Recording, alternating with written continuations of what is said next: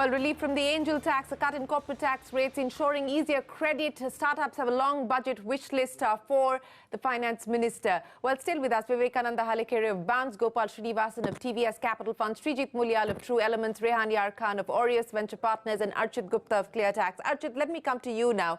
As I listed out a series of things that we've put on the table by way of the wish list, let me get you to add what you believe are the specific pain points that require redressal today. Shireen, I couldn't hear you clearly. Can you just repeat that? I'm so sorry. Yeah, I was just asking you for your wish list in addition to everything that's already been put on the table by our previous speakers. Right. So I think like one point I would like to add is for the employees who join startups, right? Like the people who actually build the startups, like on the ESOP side, right? In terms of policy, right? The tax should be done at the time of sale instead of at the time of the exercise of the ESOP, because that's a big chunk of money that the employee who's exiting a startup has to pay out. And the challenge is, like, at that time, there's a lot of uncertainty whether liquidity will show up in that in the said company, and startups are staying private for much longer. So this is something which impacts like the entire ecosystem. So I think that would be my specific recommendation. Okay, as ESOP taxation, Rehan, let me come back to you now. We saw an announcement coming in from SEBI on that crucial issue of differential voting rights, and this has been something that startups in India have been demanding, or at least been anticipating. We're still awaiting the fine print, but broadly, how does that really move the needle when it comes to matters of control, which has been an issue that Indian entrepreneurs have been raising? Right, Shireen. So like with most things, there are pros and cons to differential voting rights. So I think let me start with the pro first. So the origin of differential voting rights is that because the US had enacted differential voting rights, Indian entrepreneurs said that please told the exchange regulator SEBI that please enact differential voting rights so that I am not tempted to go and list in the US. And I can list in India because you have equivalent rights for me over here. And SEBI listened to that. So I think the good news with the DVR is that entrepreneurs will not skip an Indian listing just because of control factors.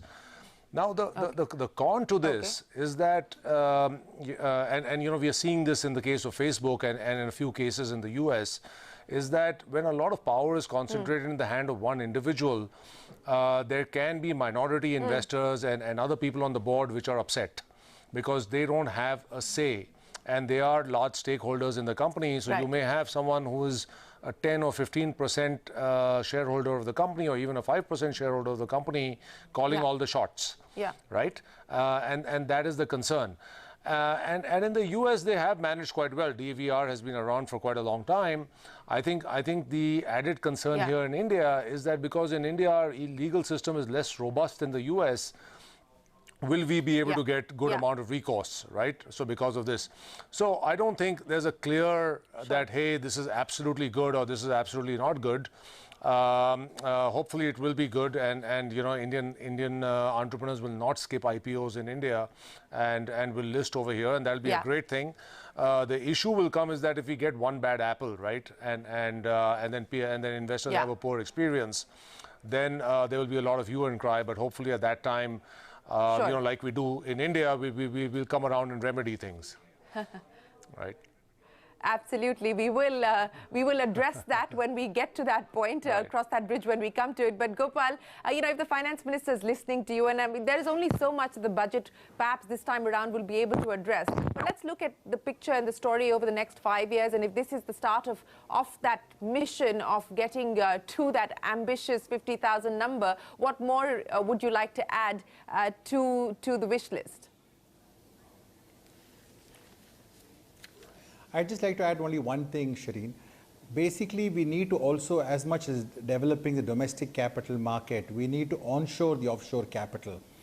When onshore of the offshore capital takes place, people expect that the regulations that they have in India will be as good as it is in the current pooling locations like a Singapore. For example, in Singapore, there is no GST on management fees. 85% is rebated at the end of the year. In India, typically, 10% of the management fee of a fund gets lost because we have 18% GST and no input tax credit. Similarly, venture capital funds typically take their tough investments right to the end. At the end of the fund, they may have a loss left. In India, you can't pass through those losses. So I think those need to be amended. That is at a tactical level. But philosophically, we need to sit down and say, I will make India as good a pooling location as Singapore. And that, I think, is the biggest game changer we can do. It certainly will be a big game changer. Archit, in exactly 30 seconds, if the finance minister is listening to you, what do you have to say? Increase the ease of doing business. I think the gentlemen have been very clear. Angel tax has to go. Ease of doing business, single windows for startups, lower compliances for startups. Pretty much that. Okay, lower compliance for startups. Sreejith. One more thing, there has to be parity, policy parity between government and corporates. MSME Act, if it is applicable for privates, why can't a GST credit, which is lying there, or a TDS refund be released in 45 days, so that more working capital comes to the market, apart from obviously the angel tax, which we have been trying for 2 years now. Okay, Vivek, I'll give you the final say in 30 seconds.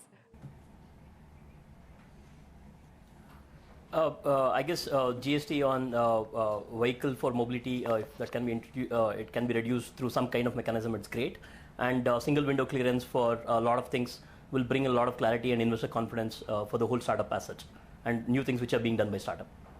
Okay. Okay, gentlemen, if I were to put this down, encapsulate our discussion into buckets, then I think one is regulatory predictability and certainty. That is one of the big asks as far as the startup world is concerned, both investors and entrepreneurs.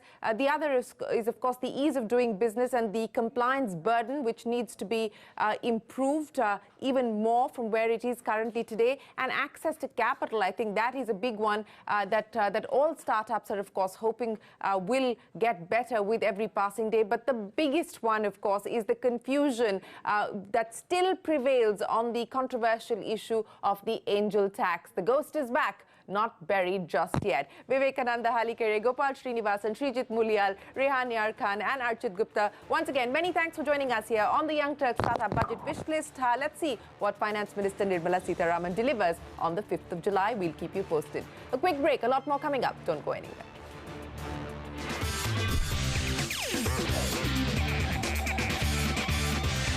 Yeah.